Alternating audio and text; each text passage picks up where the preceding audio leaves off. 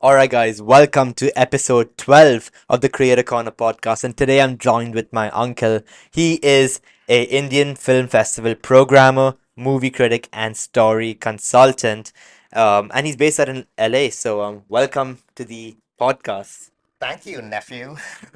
This is so cool. This is great. It's my first time being on a professional podcast. So Thank thank you. you for having me. Absolutely. And so for context, guys, my uncle's name is Ritesh Mehta. He's been a movie critic, story consultant, and a programmer for around 10 years now, Yeah, almost 10 years. almost 10 years. And so he's gonna walk us through his journey. So I guess the first logical question would be, how did you even like stumble across this entire industry to begin with? Yeah, I've been a film and movie buff a long time, all my life, but I didn't know when I Hmm. was like 16 that I loved movies. I think growing up in Mumbai, we just are surrounded by people who love movies, like Bollywood fanatics. So you don't think of yourself Yeah. as different from them. But I guess now that I think about it, back when we used to have newspapers delivered at home and like people used to read newspapers, I did used to go and read reviews, and I always just liked how critics were able to summarize a movie Hmm. and just have their own spin on it, have their own Right. opinion, and also fascinated by the Yeah. ratings and like Yeah. a 5-star rating and like how people would talk and Hmm. justify that. So I kind of always like things that are where there's rankings involved and Right. there's progressions and rankings, Right. like similar to sports, I guess. But um, I just also found like I remember there was a moment when I was 16. I walked out Hmm. of this Hindi movie. She was 14. Walked out of this Shah Rukh Khan film. Shah Rukh Khan's, as you all know, a Yeah. great Indian movie star, Hindi language movie star. There's a film called Bazigar, which came out in '93, and I remember saying to myself, "Oh, it's just a simple revenge film." And I was Right. just like, I actually remember the moment that I said it, walking away from the movie theater towards the parked car, and I had this sense when I was saying that to myself that I liked analyzing Right. things, and I felt that I had confidence in my opinion of it. Hmm.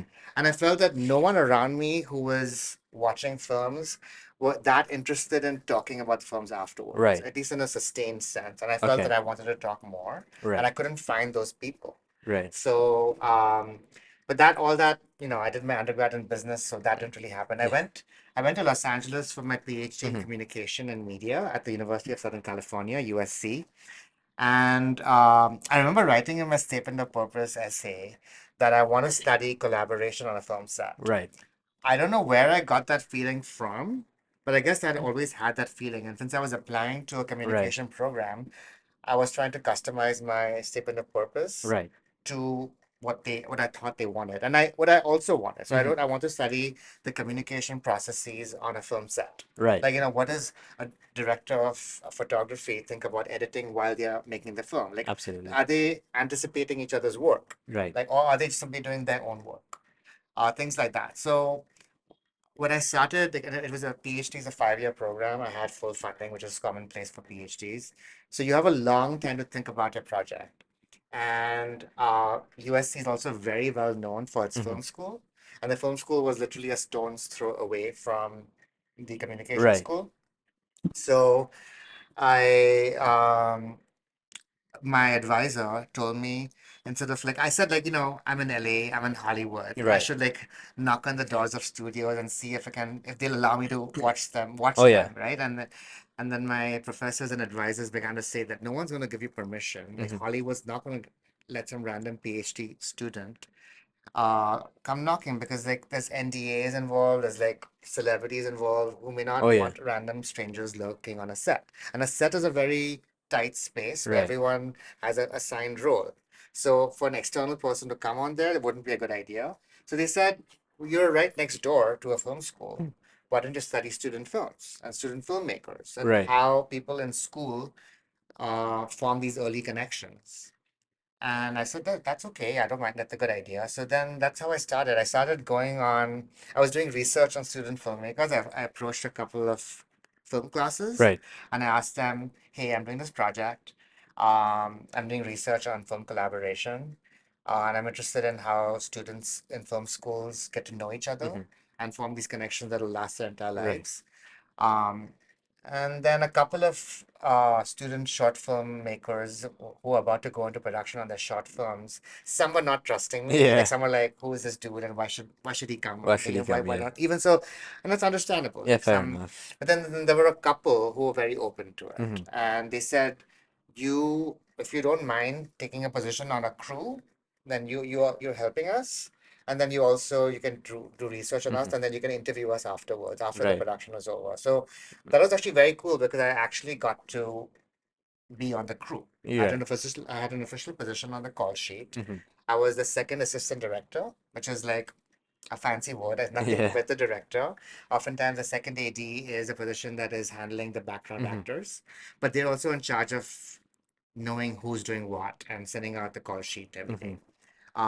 So I was and I was also the script supervisor, so I had to make sure when I was in that role that whatever was being said is being said properly from the Hmm. script, and also there's visual continuity Right. across the scenes. Right. So I felt I was getting to know the technical Mm. aspects, and I'm like, okay, all my life I like movies, but then I also find the filmmaking cool. Yeah. I'm like, okay, this is a new thing because in Los Angeles, every person you meet is a movie buff. So how do you Yeah. just distinguish yourself? So I said, okay, I'm probably also interested in making movies. And then the more I was hanging out with these student filmmakers, I kind of was in two student films. Um, and I said, I don't want to be a writer or a director because I saw them working and I'm like, I just don't have the instincts of a director. Right. And I don't really enjoy the process. I'm not, or more than enjoy, I wasn't curious about the process of how a director Hmm. works with actors. Hmm. Like I'm like I don't mind watching it, but it's not something that is driving me. Right. So I'm like, okay, then what else can I do? And I kind of got into a student group in my one of my semesters where we were just a writers group and we were all starting to write our own screenplays and Right. giving feedback to each other. And I began to write one horrible screenplay that will forever remain in the archives. And that's when I realized I can't even write Okay. because I felt that I couldn't come up with the story points. Like, Right. have you heard of like a movie being a three-act structure? Yeah. And so, like, Yeah. like a typical traditional Hollywood film, Hmm. or many films are a three-act structure, and the second act is the longest act. Longest act. Yeah. And I felt that I could come up with the beats for the story idea I had, which was even a personal story to me based on my own experience. I could come up with the first act, but then the second act just felt like this long Hmm. ocean of, and I was, and my friends were, Just double. Yeah. and my friends were helping me, like giving me notes, and I Hmm. was also giving them notes, but then I was like, couldn't come up with answers. Right. So I said, I'm not a writer, not a director, but then I enjoyed helping them. Hmm. I enjoyed giving them The notes, feedback and giving the yeah. feedback, and they found my notes useful. And I'm like, okay, I'm also in a PhD program. I had confidence in my analytic Hmm. skills. So I made the decision. After a PhD, most people want to become professors. Yeah. I wanted to stay in LA. I'm a person brought up in a big city, Yeah. Mumbai, like you, Bombay. like Yeah. we're Mumbaikars here. So I said, I don't want to be a random professor in a small town in the middle of the Right. country. I just didn't think that would be a good fit for me. I kept the option open for a couple of years. I was like sending my, I remember there was this one moment in 2015 after I graduated where one day I would send out my CV, which is like a 10-page, PDF Right. to universities applying. And then the next day I would send out like 25 resumes to random Hollywood companies. I was just like really, really hungry to do internships. Hmm. And I also needed to do internships Right. to stay in the country to get my work visa. And then in that process, I'm like, okay, I had to start off on scratch. I Right. was starting off pretty much, people didn't really care that I had a PhD. Yeah. I was just starting off and I said, let me just start off working in development Hmm. companies and film festivals. So that's how I started. Nice. Wow. So that's quite the journey It's and quite a journey. quite a journey. So after you found out, like, you didn't want to do directing or writing, right? Like, how did you kind of like maneuver like, you mentioned like, you enjoyed giving people feedback and, Yeah. a bit of the analysis aspect of things, but like, how do you like know that's the path you wanted to go on? Like, how did you know for sure? Yeah. Like, what was the that that point? Like, okay, this is what I wanted to do. I know nothing for sure. Yeah. I mean, Hollywood is a um It's an industry that is full of insecure people, but many talented people as well. Yeah. You heard it Yeah. here first. No, I mean everyone said that. But um, because everything is freelance and there's very few full-time jobs, there are lots of full-time jobs. You've got to start off as being an Hmm. assistant. And I did. Like I was Yeah. competing with people who were much younger than me, who were just coming out of Hmm. undergrad. Um, but what I did was my strategy was quite simple. I had to find work from a visa. Yeah. So I found out what the requirements were for my visa. And one of the requirements was that you need multiple letters of recommendation Right. that tell I was applying for the O1 visa, which is like it's called it's a funny name. It's like Alien of Extraordinary Ability. It's also called the artist visa, but like, you can learn a lot about what the US, how the US treats its immigrants by the title Right. of its visa, Alien of Yeah. Extraordinary Ability. And it's not even that fancy. Although, if you have an Oscar, then you don't need any of the, Okay. like, there's like 10 requirements, which each requirement has many subheadings. But if you have an Oscar, then you're set. Like, Okay. that Wow. you have the highest achievement in your field. Basically, you've got to prove to the immigration Embassy or something. authorities, Yeah. not the embassy, the The USCIS, yeah. that you are a leader in the particular field you are Hmm. choosing. And I knew my field was in writing and directing. And Right. then my immigration lawyer helped me understand that I'm a consultant. I'm a communication and media Hmm. consultant. Consultant. Yeah. And that title they gave me, which is actually very valuable because I was thinking of myself as a creative person. So Hmm. I had the word creative in my title, and they said, don't go for that because that's going to confuse everyone. When they look at your bio and your Bio. resume, the word creative is neither here nor there. It sounds cool, but then it's also just very abstract. Right. So they said, you have a degree in communication. Prior to my PhD, I was working as a marketing consultant for my family business. So I Hmm. had that background. So just like say communication and media, and in the word media, film and TV is covered. Right. So technically, even if I wanted to do podcasts or Hmm. video games, the word media is a good catch-all for Hmm. all of that. But I was simply interested in film and TV. And then my focus was the jobs that I got, the internships that I got helped me figure out what I was interested in. Right.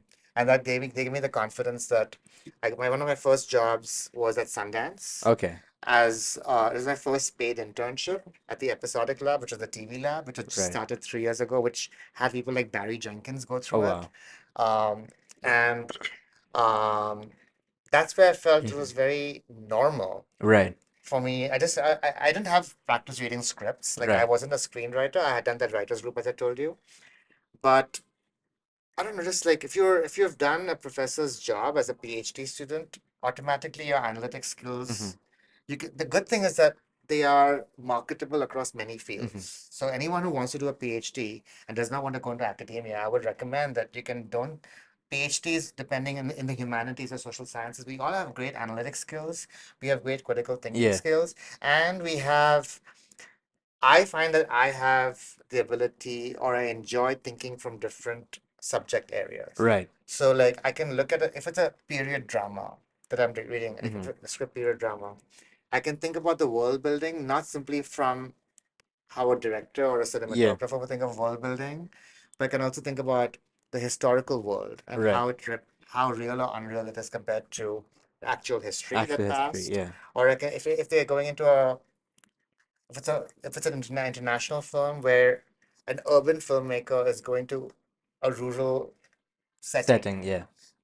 that's similar to what the kind of journeys anthropologists used to Hmm. do and when they were studying remote cultures. Right. So I feel like having studied that in my courses, I also that kind of feedback that I was giving the filmmakers who I was giving the feedback to, they appreciated that because no one else was giving them feedback like that. Exactly. Yeah. So then I'm like, okay, I have a little bit of a special Hmm. thing Speciality. that Yeah. differentiates me, and I began just building on that. Okay. Yeah. Nice. Fantastic. Because it's a good thing you mentioned that because we actually have a bunch of people who are in university right now, kind of figuring that out, who watch the podcast.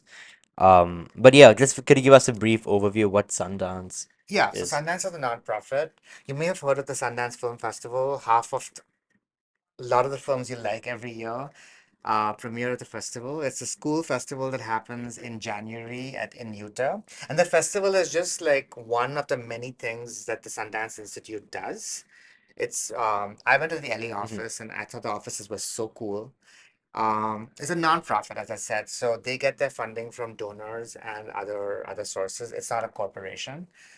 Like the Hollywood studios, like Paramount is a corporation, Right. and they are on the stock market, for example. But Sundance is a non-profit. Right. But it's one of the most influential non-profits in the film industry because Robert Redford, who started this in the early 80s, he built a brand of independent film and the Right. stamp of independent filmmakers, where the idea is that you become the author of the story you want to tell, Mm-hmm. the author of a story that is authentic to your identity and your experience growing up. Mm-hmm.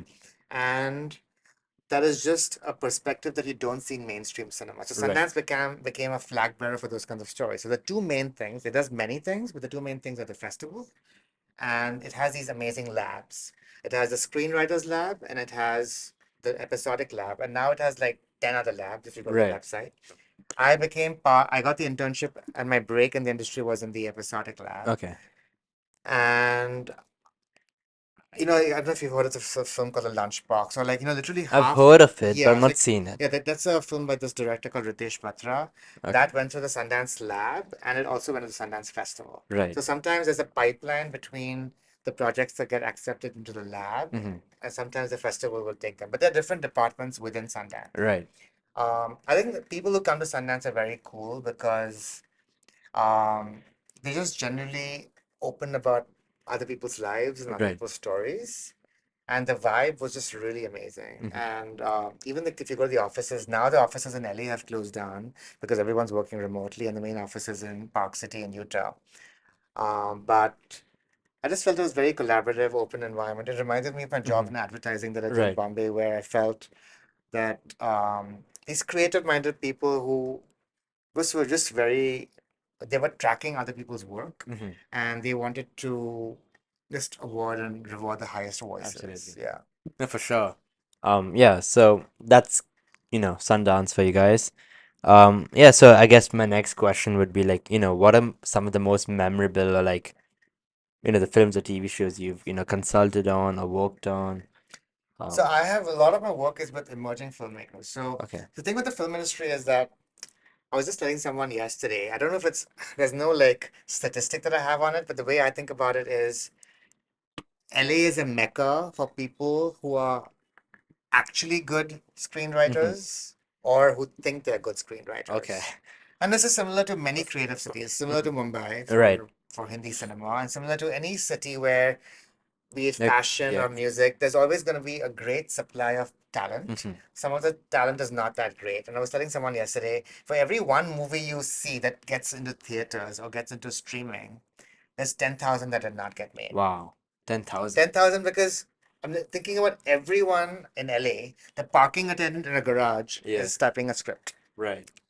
Actors are doing waiters jobs in restaurants, and also like they're Mm-hmm. moonlighting as screenwriters. Right. Everyone thinks of themselves as As an artist of a as an sort. artist, and Yeah. it's also like a gold rush. Mm-hmm. Like the old gold rush that they way, where if you feel that you've come across this amazing idea, you've struck gold. You've Right. struck it, and then you can sell the idea, and then it becomes the next big blockbuster. It's So yeah. everyone has that fantasy. Right.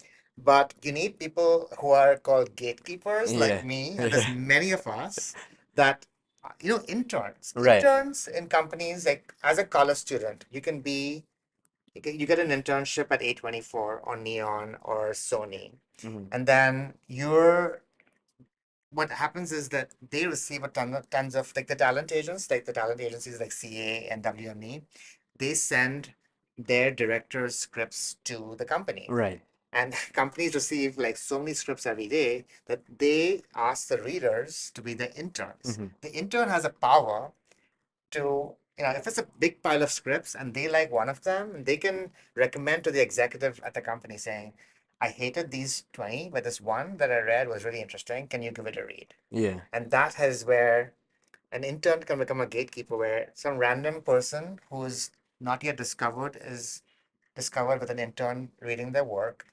It doesn't happen all the time. This is not Right. how most movies get made, but these breaks do happen. Right. I remember reading a very exciting script and then actually going to my boss's office and saying, hey, I think you should just read this. Like, can you Mm-hmm. prioritize reading this? Because I think that is one of the best. Like the voice of the writer or the idea of the story. Usually, it's not the idea of the story. Sometimes it's just like the writer's voice and their ability to convey The character that comes across.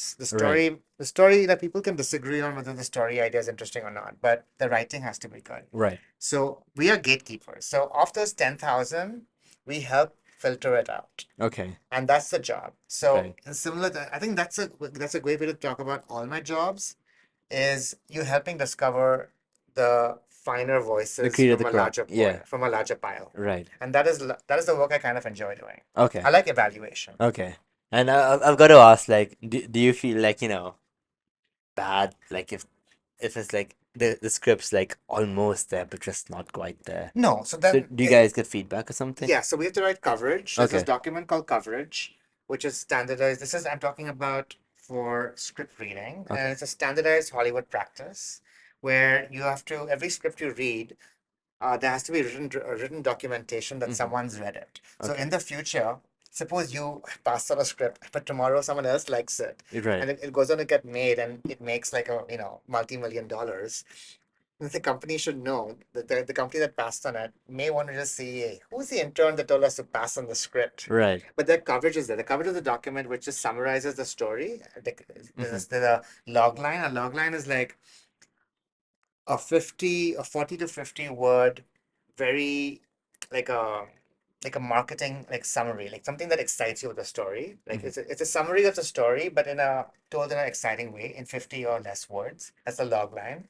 And then there is a synopsis, and that this synopsis can be 2 paragraphs or could be like 10 pages. If Okay. you're writing, like I've also done synopses in books because Right. books are sometimes oftentimes books are received because people will adapt a book and to make it into a screenplay, Right. right? So for companies want like if it's like a 500-page book, you write a 10-page Right. Coverage of it. Yeah. synopsis, and then Synopsis. the most important part is the comment section, which is about 1 page where you are telling why you Okay. liked it or did not like something. Okay. And that sometimes when your boss who sent you the script is passing on, they're like, okay, we don't want this. And they have to tell their friends who's working at a talent agency that we don't want this, we don't like this, we're passing on it. And by the way, most things are passed. Right. They will read from your coverage sometimes. They don't have the time to read the script themselves, so they will read from your coverage, Okay. from your comment section of your Right. coverage, saying, "Oh, the character was strong, but then the supporting character was not so Mm-hmm. good, or the world building was not so good, Right. or the dialogue is not so good." So they have their reasons, and your reasons become their reasons, Right. and that's actually powerful. Powerful. Yeah, Quite powerful. So, what's like some of the most like common problems yeah. you see with most of these scripts? Like, what's the one reoccurring problem? Sure.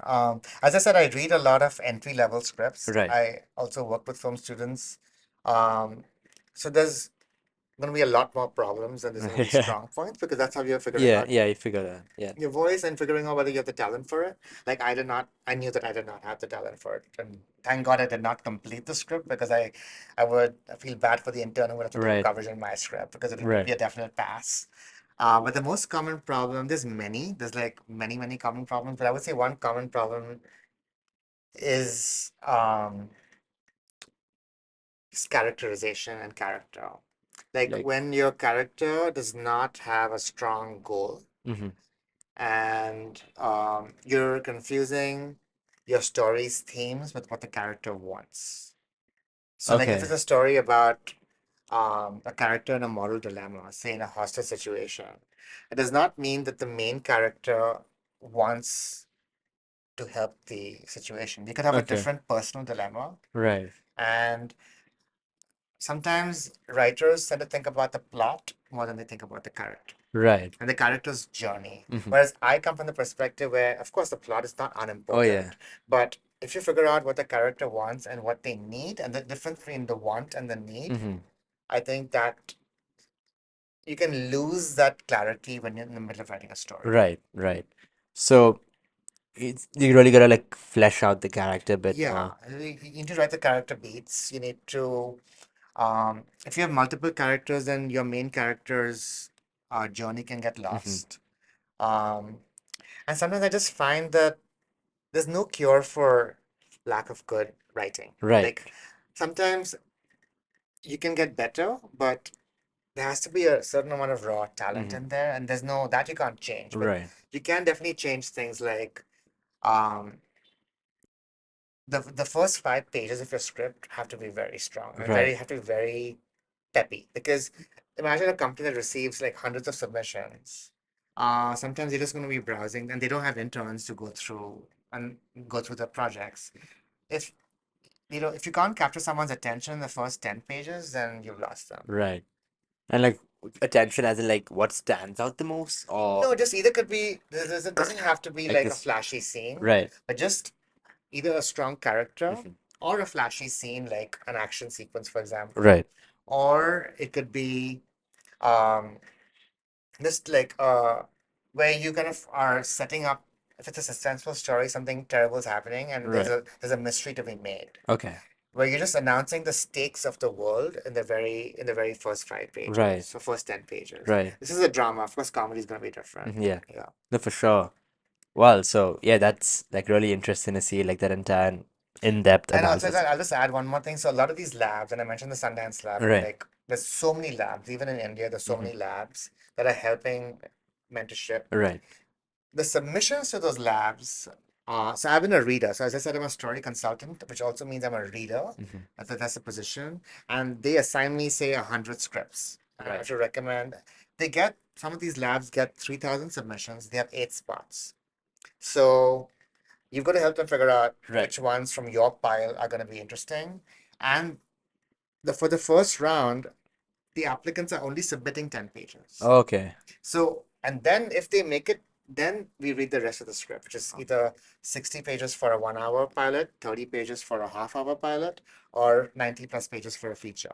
Wow. But the first round is the first 10 pages or the first Right. 20 pages. So if you don't capture them in the first 10 or 20 Right. pages, then you'll So it's kind of like a hook, right? Like you got to capture the person in the first 3 seconds to, grab their first attention. first 5 to 10 pages. Just Yeah. like, by the way, so it's 1 page a minute. So for the 90-minute movie, it's typically a 90-page Right. script. So the first 5 pages or the first 5 minutes of your script, but think about it. Like if you're watching something on Netflix and you're just browsing through and you're not interested by something in the first 10 minutes, chances are you won't watch the rest, Oh right? yeah. Yeah, so it's similar to a script. And streamers are even more particular about the first 1 or 2 pages Right. because they don't want to lose the audience in the first one. Like Hmm. they want the full audience. Streamers as in like Netflix. Netflix and right, right. They're like they will give you a lot of notes on your first page and your last the ending and the beginning. They're very particular about, Right. especially with TV shows because you want to binge watch. Hmm. The ending of each episode is where you get the most notes. Yeah, you Where create that curiosity yeah, in order to like, so okay, people now should what not happens stop now? watching. Yeah. Yeah, so they don't care sometimes about the overall character journey across like the 8 episodes, but they will definitely give you notes on The watch the time. first Yeah. no, like the intro and the And ending of every episode. okay. Yeah, that's very important. So in the intros typically got to captivate and the ending's supposed to create that sense of curiosity. Yeah, like Or you like should what know what the happens story. now? Like if you're watching a film, like okay, a counter example is Shogun, the film on. Did you watch the show Shogun on Hulu? It's like No. this massive period drama that won the Emmy for best TV show, best TV drama last year. It's about like it's set in Japan in Right. the I don't want to be wrong about this, but maybe like 1900s, 1800s, or maybe sorry, let's just say it's a period story set in Japan where these Portuguese missionaries are arriving. So first of all, I don't even know that there was a history of Portugal in Right. Japan, Hmm. but that beginning is very slow, so that could risk alienating viewers. But that's a show on Hulu, so maybe Hulu has different Hmm. like different mandates And about how to open and close shows, but that requires more patience. That's a counter example where I initially with the first 5 minutes I wasn't hooked. right. But if you watch a show like Heartbreakers, you know kind of what the show is about. If you watch a show like Stranger Things. Stranger Things, Yeah. you know the like Stranger Things within the first 5 minutes you see the 4 kids playing Dungeons and Dragons. You Right. already kind of know that these are nerds. These are like it's gonna be about games, and you can tell by the genre clues that there's something bad that's gonna Like a happen. supernatural element sort of Yeah, vibe to because it. like the Right. first 1 minute, even like the music, you can just Right. know. Yeah. But that's a great example actually because I think in the first 5 minutes of Stranger Things, they set up the characters, they set up the friendships, and they set up the danger also, I want to Right. say. So I think How, wait, do they? Like, how do they set up I think they showed like the underworld or whatnot? they gave a clue, either it could be a visual cue or an audio clue. Um, and they showed the city having some sort of danger. Like there was Right, something about, I don't know exactly what they did, but they showed the city as having some kind of danger. Like right. Walking Dead, I'll give you a better Walking Dead. example. Yeah, Walking yeah. Dead is like, and we're both Yeah, we both made the fans major of fans that. of the Walk. Yeah. And by the way, I worked at Skybound, which is like the company that started the Walking Dead, the Yeah. comics, like And Robert. even Invincible for those of you who don't Yes, know. Yeah. Invincible. Yes, right. So, in fact, I've worked at three companies that have had Walking Dead. I worked at Valhalla Entertainment, which is Galen Hurt's company, which is an executive producer on The Walking Dead. I worked at Skybound Entertainment, look them up. They have 19 departments, including board games Hmm. and like their own The publishing comics. Yeah. company. And I worked at AMC AMC. Studios. Yeah. So I like worked at three places where I was doing coverage. So Walking Dead, there's an amazing first scene where Rick, the sheriff Yeah. Rick, has stopped his car and in the middle of like a gas station on a highway, and like it's very eerie, and he's just looking, why is no one around? And then the first the The zombie of a first little Walker. Yeah. girl, the first walker, and he doesn't know what it is. Yeah. And then you cut to a scene where it's a flashback with him talking to Shane. that Shane, the Yeah. antagonist, and that's an amazing scene because Yes. you've gone from like you've established a genre. This is Right. a horror film, it's a zombie film, but you're also saying it's very character driven because they're taking their time in the first 5 minutes to show Rick's reaction. And then there's a long 5 minute dialogue scene of them in the car. So you kind of know that they're developing the friendship and the future Yeah. antagonism between the two. So I think they did a brilliant job. Mhm. And many people agree that even those who don't ultimately end up liking Walking Dead, they find the pilot masterful. Right. And in fact, when I was at USC, I taught the pilot. I assigned readings from there, and the bicycle girl zombie, Oh yeah. that for me, like when Rick apologizes and say that sorry that I have to do this to you before like shooting her on the head. The one that's in the grass, right? Yeah, Yeah. and like how she kind of like, Yeah. extends a hand.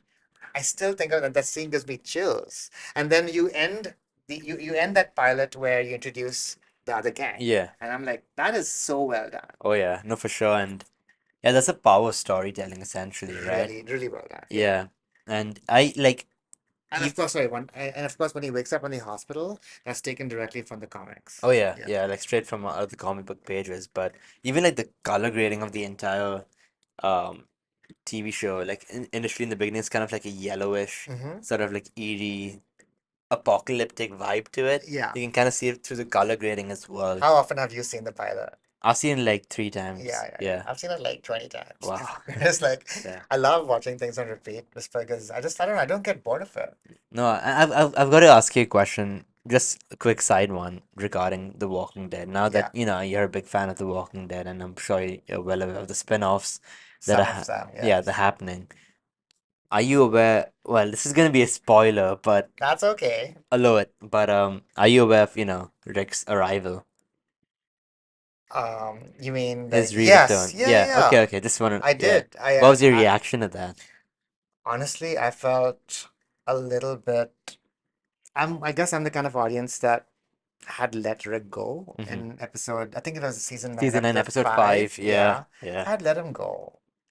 So I had said goodbye.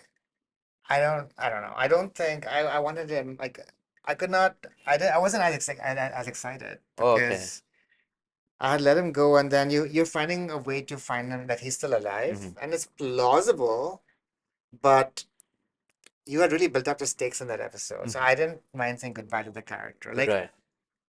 of course, like for me, the most brutal episode of Walking Dead is Glenn. season 7, episode 1. My Glenn. God, the double deaths of Glenn Yeah. and what's his name? Abraham? Yeah, Abraham. Yeah. Um, Oh, that was beyond that was brutal. That's I painful. stopped walking. I mean, I stopped watching. Oh And I wow. think many people, when I ask people when did you stop watching Walking Glenn Dead, they said. say around that time because it was too brutal. And we know, I don't know if Glenn died in the comics, did he? No, he was alive. He was a I think Steve Yeun wanted to leave the show, maybe, yeah. but But that like if later on he told me that he was alive, that would have I mean he was clubbed to death oh yeah. in front of us. But yeah, did you enjoy Rick's coming back? No, no. Like I don't. the fact that season 9, episode 5 kind of like took an emotional toll. I was like, oh, Exactly. well, this is an end of an era. But Yeah. then seeing him come back and have his own TV show, like a spin-off, I don't know, it just let I it kind be, of knew that after they announced at the end of season 9 that there's gonna be a like Rick show, they're movie or gonna have like something. something three. I thought it was gonna be a backstory or Hmm. something, or like fill in the gaps. I love fill in the gaps Yeah. where something that's happened in the period that he was alive we don't know. I really am all for Oh those. yeah. But yeah. Um and Rick is a very intense character. Hmm. So I don't know, like he always wants to command your sympathy and he's Right. always embroiled in these moral dilemmas, Right.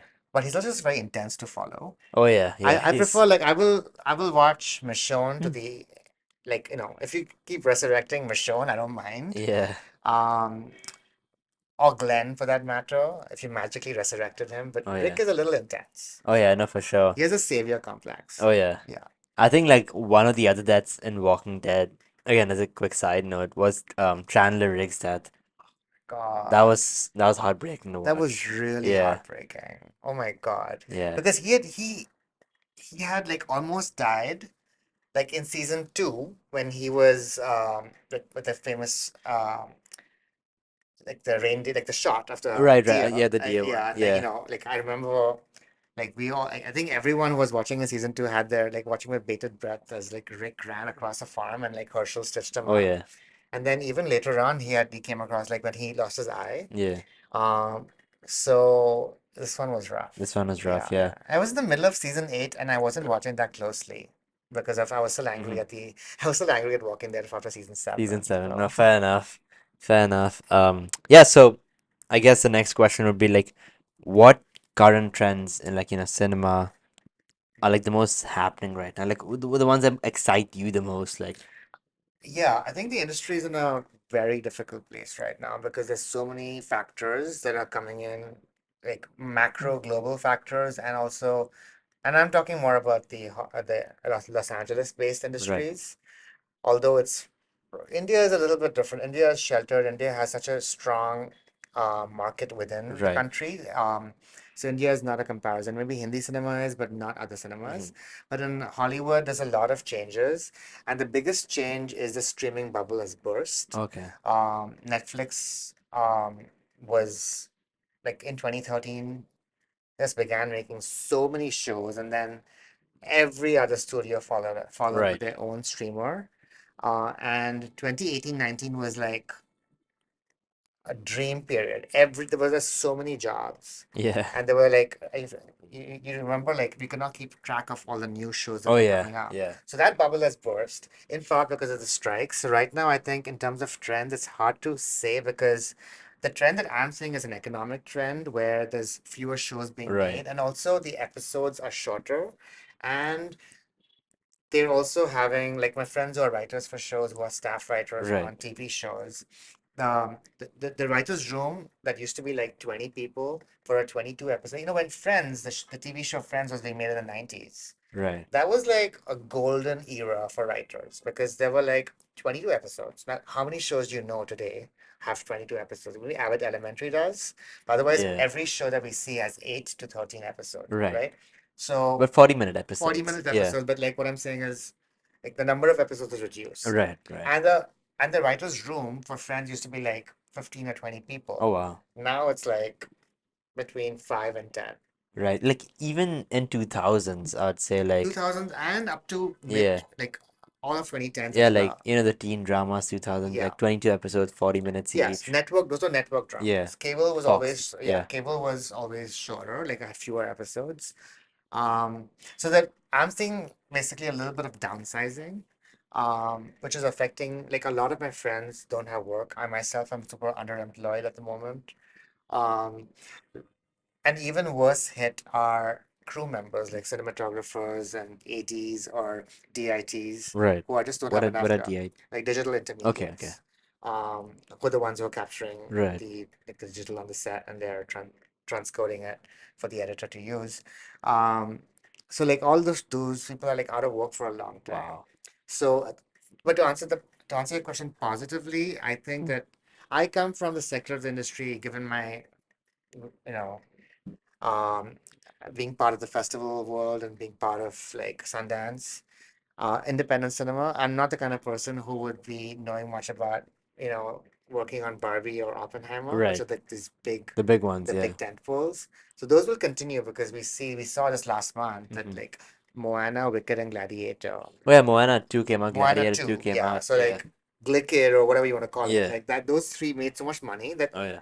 people are returning to the box office. So the trend is that people are still wanting to go watch movies in Right. theaters. And I think in terms of genre, horror continues to be just like Is that like a amazing. dominating theme or like People just like, I the think thrill of it? the thrill of it, and that's like the communal feel of being scared together, is my Yeah. guess. Like, you know, where, but recently, like, this film Nosferatu came out, Robert Eggers' film, which is based on the Dracula story. Oh, okay. And that also made a lot of money. Like, you know, Right. Christmas is like very competitive because Hmm. everyone's releasing all their premium Right. product on Christmas. I'm calling movies product, which I, by the way, hate. But um, it continues to do, like, horror keeps doing well. Right. But also, my friend, who's a filmmaker, he keeps posting these amazing Insta stories about Hollywood keeps making stories with white leads, Right. but the audiences who are promoting and giving money are primarily non-white. Right. So there's like a lot of audiences who are Latino or Black or Asian are coming up in big numbers for theaters and for movies as well. So I think there's also a trend about um, if there's like non-white audiences or BIPOC audiences who are interested in films, then you should also have more. Right. And there has been more, Like but still inclusive. more Yeah. inclusive in filmmakers with like in TV has turned out to be more progressive in that sense. Where we Right. have a show called Never Have I Ever, which spanned Okay. for Yeah. four Yeah. Yeah. seasons with like the amazing Maitreyi Ramakrishnan as the Yeah. lead, and of course John McEnroe provided Yeah. this amazing voiceover. But that TV has shown That like was you can entertaining as that was well. very Yeah. entertaining. But in when it comes to like cinema and theaters, I think there's something to we you need to have a little bit more inclusive stories, and you know, I think Barbie showed that you can have that. Right. And there's lots of films that are good proof, but you need to do more of those. Yeah. Like another one that's coming up, I believe Captain America for with Anthony Mackie Yeah. taking the lead role as Captain Yeah. America. I feel Okay. like they're going towards that, but like I feel like in some cases they do like tend to push it a bit further. Yeah. Like for example, Romeo and Juliet. There was a big controversy regarding that recently with Tom Holland. Yeah. Yeah, I read so about that. yeah. Yeah. Um like But Tom Holland is also a movie star, so it is a little bit of a risk-taking thing. I think the one person who's emerged to be like a uh, true star and right. bankable, like who will attract, who will guarantee box office returns is Zendaya. Oh yeah. Like she, like look at like what she has done. Oh yeah. Like Dune 2, Challengers, Oh yeah. and what else has she like? And Spider-Man. Spider-Man. Like she has really well, and Uh she's also a a Disney stars for Disney star, so yeah. she's established, and people really like like there's like multiple actors like that, but I think there's also like a system-wide forgetting, and Oh then you yeah. keep hiring Tom Hollands of the world, which is fine, but I think you can also attract like Dev Patel's Monkey Man. Oh Did you yeah. watch that one? No, I saw the trailer of it. I Yeah, did not. that was actually as a first-time director, the action sequences are very well done, Right. and he actually has a global brand. If you look at his filmography, it's very diverse. Right. Um, but he can help, and like of course, like Kumail Nanjiani Oh also did a yeah. superhero, and Yeah. so I think you just have to kind of give leads. Like Brie Larson did a great job as Ms. Marvel. Oh yeah. But like all these leads are great, but like for example, like we've had Rachel Zegler, I believe, who's playing Snow White in Disney. Like there was a major controversy regarding that as well of her, Latina actress playing taking a role of a white actress, and there's a lot of backlash regarding that. Which I don't know, does that like, kind of throw the actors off? Of course it does, but like, like I I don't, think it throws fans off fans off, more yeah, because because I of saw the chatter. comments and oh Yeah, my, I like think it's like and that that's crazy. it throws fans off. I didn't know the particular example very well, but um, I don't I think something has shifted where I don't know if studios pay as much attention as they used to what fans are saying. Right. Or maybe they I'd do, say but yeah, it's the opposite. They're doing like fan services over and over again. oh yeah, Like maybe with like sequels. sequels, like unwanted sequels. Like Joker did no one wanted that. Yeah, exactly. Like even like That was a major Yeah, flop. that was a big flop. Big Like no flop. one wanted to do a musical Yeah. or anything like that. Yeah, Like yeah, yeah. even Spider-Man No Way Home, great movie, fan service. Flash, fan service. Like no one wanted to see, like we all love Christopher Reeve Superman, but no one wanted to, distort that memory of him in that movie, Yeah, yeah, yeah, yeah. essentially. And Uh, the other trend I'll point out is international films playing in the American market.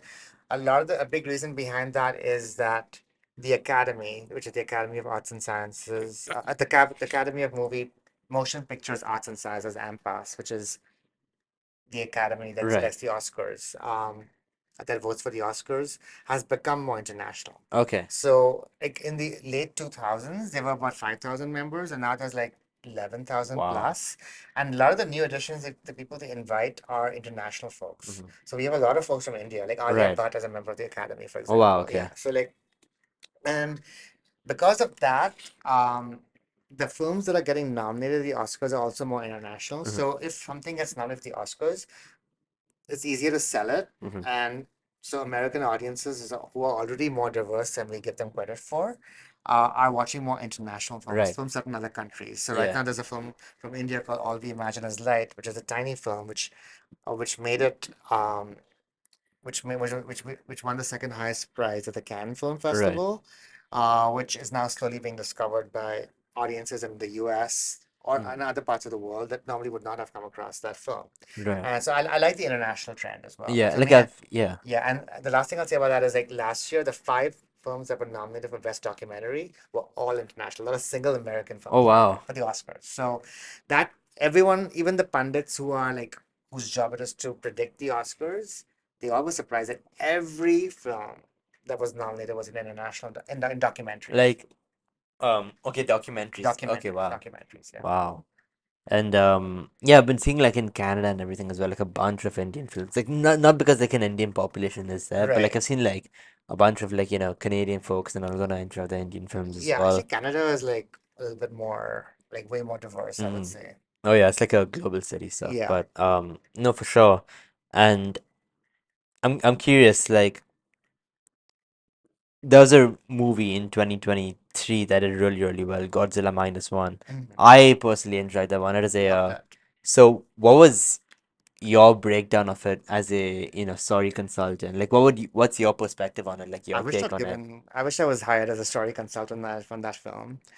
Um, it blew me away. I only saw it, I luckily saw it in theaters in Right. the US. And they have a strange um, rule, I think, in the US is that you cannot have two different Godzilla films in theaters in the same Okay. calendar year. Okay. So that the Godzilla Minus One, which is the Japanese film that was not black and white. They released it later as a black and white print. Oh wow. That came out in the theaters in only in December 2022, and then it only stayed in theaters until Jan 23. No, actually, I'm sorry, I got it Oh, December okay. 23 until Jan 24. Because a new Godzilla film was released Right. late Yeah, last Godzilla year. versus Kong Right. something. Yeah. So to me, that film was just I haven't seen many Godzilla films. I only seen one before that, but it just showcased. First of all, the characters are very easy to follow, so Oh yeah. they did not lose the characters within the scale of the Hmm. film, and that is what I was saying earlier about how to follow. Like you can have the most ambitious plot, or you can have the most simple plot, Simple but you plot. need to follow the characters Right. because audiences are responding to the emotions of the Yeah. characters, and I was responding, as I'm sure you were, to the main character and the second or third character as well. But I was what you can't see in a script level is just the rendering of the Godzilla Oh yeah. was just Oh masterful. yeah. I just felt that there was something very classical. I think we're gonna go back to this Godzilla Minus One and see how Godzilla was rendered Oh yeah. visually, ferocious. I could pay attention to the details, and yet it did not distract me Oh enough yeah. while I was watching the film. I could still pay attention to what was going on. Hmm. And I actually understood the movement of the stories from city to city and from the rural to the city, and of course the big, climactic scene in the Oh yeah. ocean. So somehow that it didn't swallow us up. All right. which it is like for It was me digestible, yeah. very digestible. And that's not easy to pull off. Right. So that multiple people at different parts of the process have to ensure that I think That, yeah. digestible is a great word because my one complaint I've spoken to you about one of the Captain America films. Which one was that? Oh, the Avengers film, Right. Ultron, Age of Ultron, Oh yeah, was that it? was terrible. That to me was like the opposite of digestible. Oh I yeah. was just lost. It was digesting me, I Yeah. felt. So I think that's hard to pull off. Yeah, Yeah. that's like if you put like too many characters in a Yeah, movie. I think Godzilla minus one had like three or four Main major set characters. pieces Yeah. yeah, characters and also three or four set pieces. And I think that kind of ratio works. Right. Yeah, and also it's set in Japan, but you didn't really feel like you felt you understood Japan. Yeah. Yeah, in a way, Yeah. and you also were curious about Japan. Yeah, and the character arc was also like absolutely phenomenal as like a person who didn't complete his so-called, the hero what do you not The hero's journey. yeah, the hero's journey or like the what do you call it? The suicide bombers. Right. I forgot what they call it tra the, Terrorists? no, the the pilots that just Right, right, yeah, right. yeah. Yeah, I forget what they call those. Yeah, Yeah. so he completed that arc Right. from being like, so-called coward. Like people were shaming him when he Correct. came back Yeah. and when he returned, like he was the He hero. was a hero, right? And also like you mentioned Correct, previously right, in the right, right. Yeah. podcast, like you mentioned like a story needs to have a strong beginning and a Yeah. curious ending sometimes. Yeah. And Godzilla Minus One also delivered on that with a curious ending when like that weird thing that radiation or whatnot Yeah, is yeah. in his wife's neck or something. Yeah. It ends in a curious undertone, and Yeah. they see Godzilla kind of reforming underwater. Yeah. So I think that was like bang on. Really well done. It Yeah, wasn't ostentatious. It had a big scale, but it also had um it was also focused yeah, in a it is way pretty that was yeah. focused. So that is hard to pull off. No, for sure. So yeah, like here's an interesting question because I remember when I was a kid, you were talking about this. So have you ever had like a review that you've done that sparked like a significant backlash or like and how did you like handle it?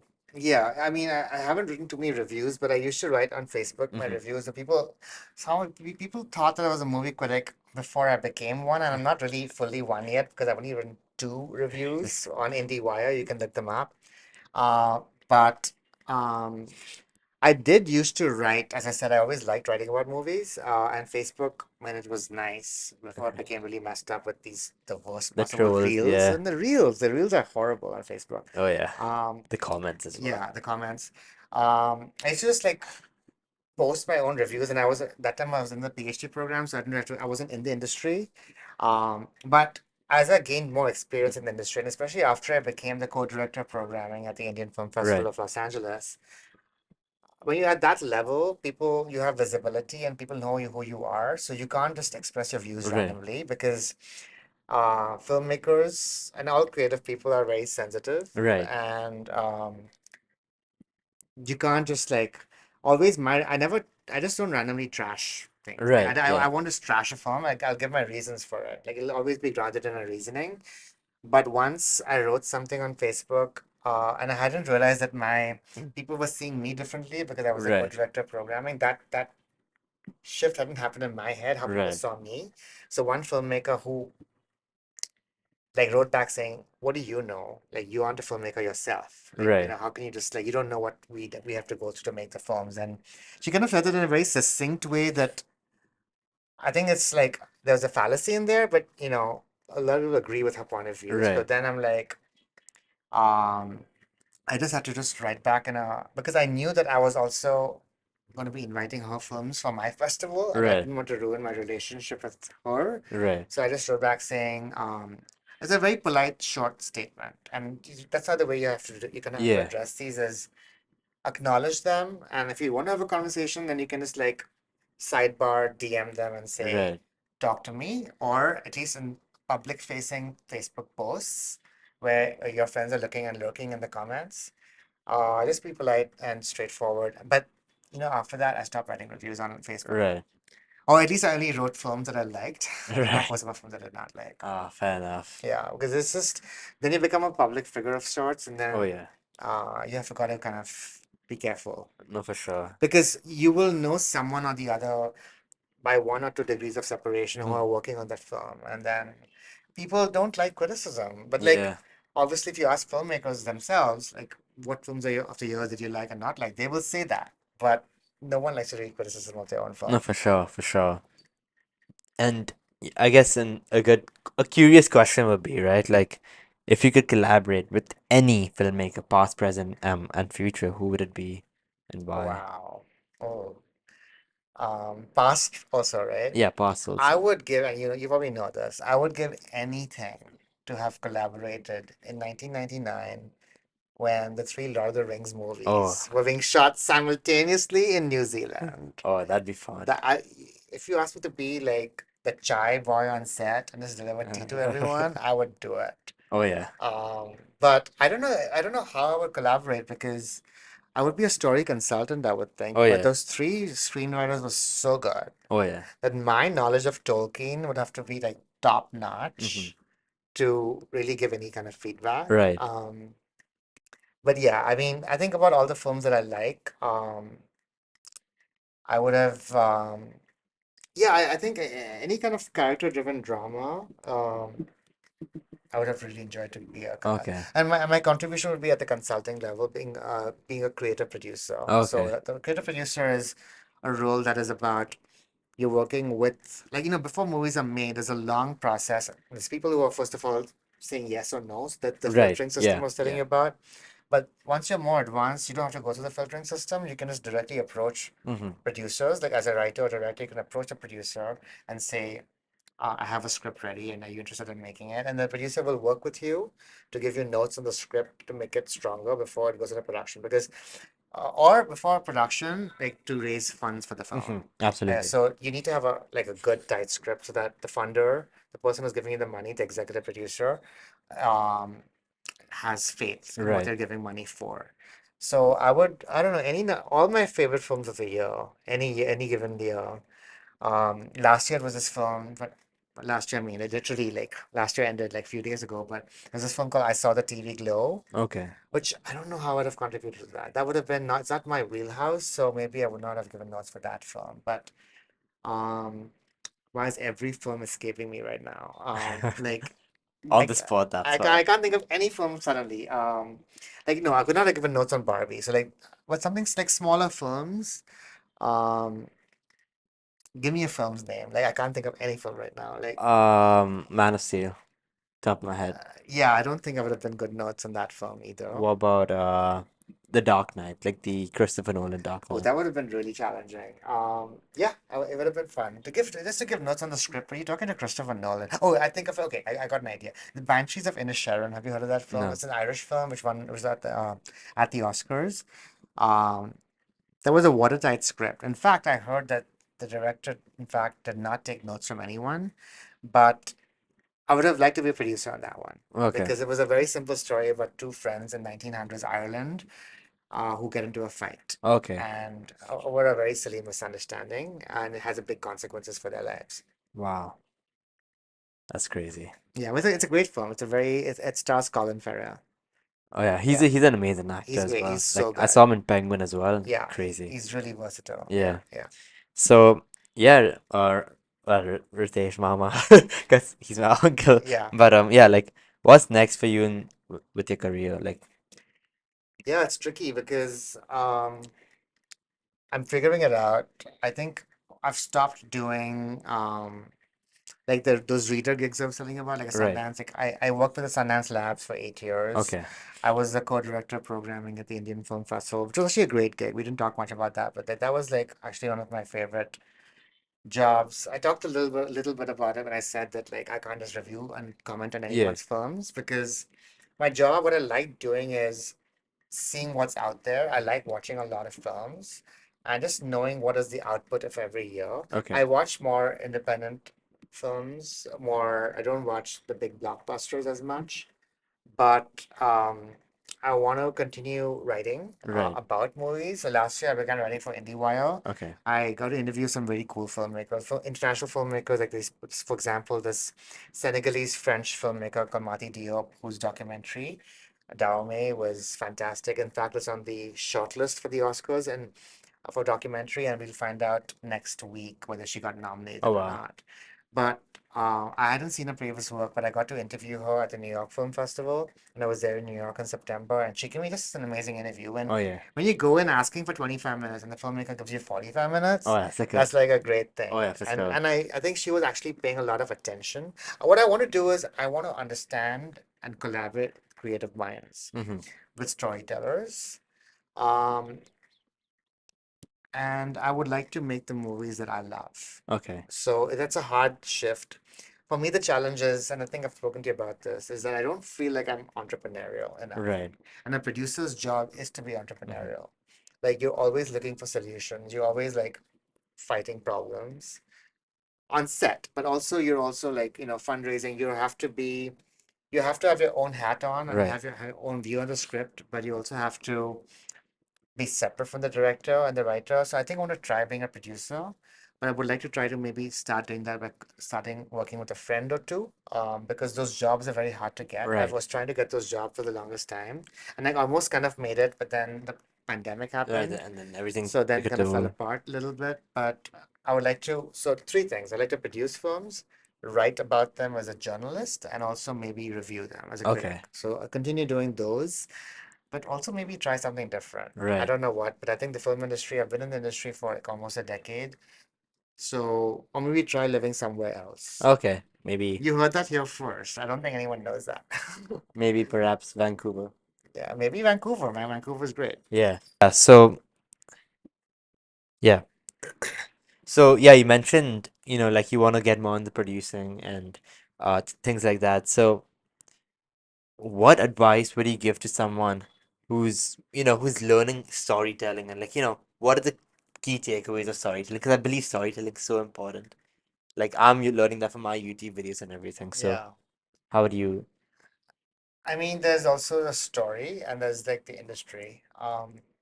And you've got to figure out a way to make the two meet. Right. The first thing is don't give up on your first rejection because Yeah. rejection is the name of the game. Even like the biggest actors today don't get the roles they want. Mm-hmm.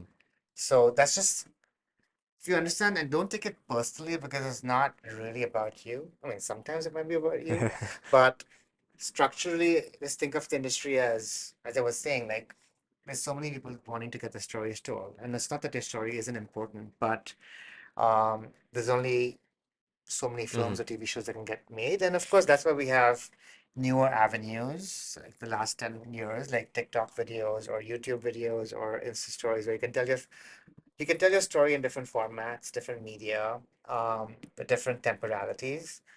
But I would say that like don't be too precious about your story. Uh, because be a little bit of a film and TV historian and see Yeah. whether what you think is completely unique to you has been made or not, because it might have been, unless it's something like if it's about like a community that is really underrepresented, then it's unique. But stories tend to be of like classically, they will have certain shapes and ways Right. of being told. So if you have a unique idea, you can tell a story in a traditional way, Mm. or you can have a kind of a not unique idea, and you can tell a story in a unique way. Those Right. are the two standard ways of doing it. Of course, there's many ways to innovate. But I would say don't be too precious and don't be afraid of rejection. Okay. And yeah, how can like our listeners follow your work or like stay up to date with Yeah. with Right now my Instagram is like private, but you can request me if you want. It's at Metacritic, which is a riff on the link will be in the the link will be in the description. description, but it's a riff on Metacritic, which is like my favorite website. Like I'm not a Rotten Tomatoes person. I'm a Yeah. Metacritic person because I don't like I think you have to judge on not the number of positive reviews, but how positive they are. Right. Like I don't believe in like something that is 97% Rotten Tomatoes could be like everyone liked it. Okay. I want to see the amount of love for it, and Mhm. that's the Metacritic score. So, and then like my friend in St. Louis said, "Oh, you're Meta, so why don't you just reserve the thing Metacritic as a handle?" Right. So then that's how I got the idea. So you can follow me on Metacritic. I think that's the only pretty much way. I don't. I Okay. need to have a website. Okay. And if So people want to hop on a call, you just kind of pick your brain about their script or something like that. They can like DM you yeah, on DM me, or maybe even find me on Facebook. Actually on LinkedIn. So LinkedIn is the LinkedIn. best way to do Okay, I'll that. Yeah, link that down in the yeah, description below as well. But thank you so much for Thank you hopping for on. having me. This is And amazing, and this is a great setting to do yeah, it at your home. And yeah, and no, thank you for hopping on. Like we've been planning this for quite a while. It's just that we were I feel never. honored. Yeah, So yeah, that's thank you. great. Yeah. And yeah, I'm super pumped to have you on the pod. Yeah, yeah, this is great. And like hopefully if you any future film TV makers can find something of use here. No, for sure. And yeah, thank you for hopping on and stay tuned for the next episode. Shresth, the co-host, is going to be having his cousin on the podcast, so make sure to check that out. I'll see you guys soon. Bye.